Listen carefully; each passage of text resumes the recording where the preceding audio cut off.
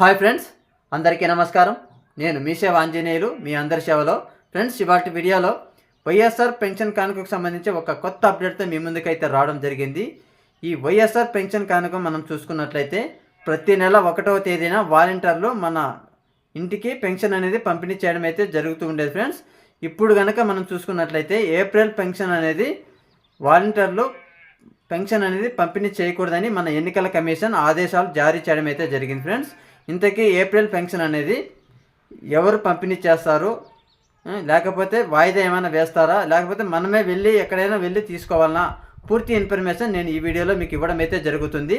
మీరు వీడియోని ఎక్కడ స్కిప్ చేయకుండా పూర్తిగా చూడండి, అప్పుడే మీకు వీడియో అనేది అర్థమవుతుంది. ఫ్రెండ్స్, ఓకే, లేట్ చేయకుండా టాపిక్ లెక్క అనేది వెళ్ళిపోదాం.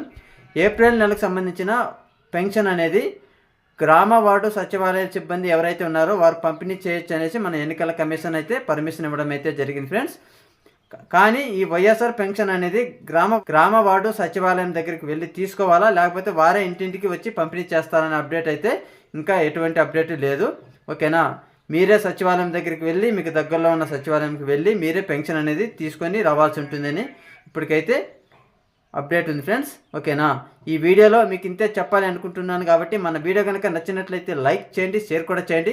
ఇలాంటి అప్డేట్స్ అందరికంటే ముందుగా మీరు కనుక పొందాలి అంటే మన ఛానల్ని సబ్స్క్రైబ్ చేసుకోండి. Okay, thank you friends.